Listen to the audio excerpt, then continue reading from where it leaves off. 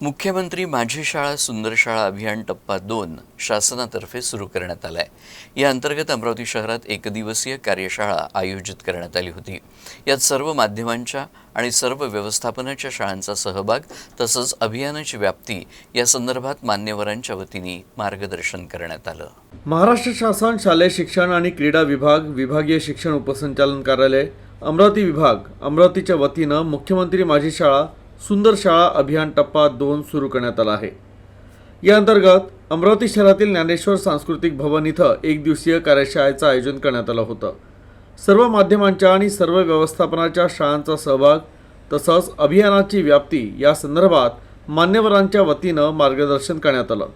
यासोबतच अभियानाचं स्वरूप, बक्षिसांची रक्कम, पायाभूत सुविधा, शासन ध्येय धोरण अंमलबजावणी, शैक्षणिक संपादनूक, बक्षिसांचा क्रम अशा बाबींसाठी देखील मार्गदर्शन करण्यात आलं।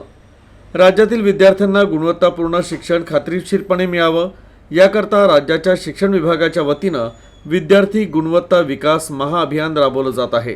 या अंतर्गत शिक्षण विभागाच्या विविध योजनांची अंमलबजावणी शाळांमध्ये कशा प्रकारे होते याची तपासणी विभागाचे अधिकारी प्रत्यक्ष शाळांमध्ये जाऊन करणार आहे। 1 ऑगस्ट ते 30 ऑगस्ट या संपूर्ण महिन्यात ही शाळा तपासणी केली जाणार आहे। शिक्षण विभागाच्या वतीनं शाळांमध्ये राबवल्या जाणाऱ्या योजनांची प्रभावी अंमलबजावणी होते का, त्यामध्ये येणाऱ्या अडचणी कोणत्या, कोणते बदल करणं आवश्यक आहे, या सगळ्यांचा विचार या अभियानात केला जाणार आहे।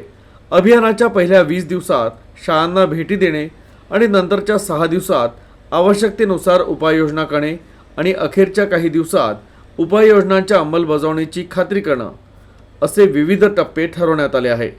या एकदिवसीय कार्यशाळेत शिक्षण विभागाचे अधिकारी आणि कर्मचारी उपस्थित होते। सुरुवातीचे 20 दिवस विभागातील सर्व अधिकारी हे शाळांना भेटी देणार आहेत।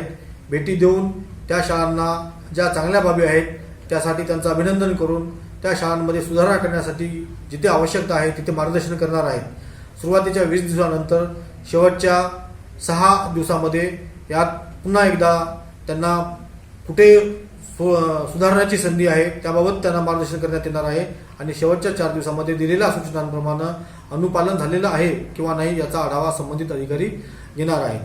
याच अभियानामध्ये दुसरा टप्पा हा विविध कार्यालयामध्ये RTS अंतर्गत ज्या विविध सेवा सूचीबद्ध करण्यात आलेल्या आहेत, ज्या योजना सूचीबद्ध करण्यात आलेल्या आहेत त्यांची अंमलबजावणी विहित मुदतीत होते किंवा नाही याचाही आढावा घेतला जाणार आहे।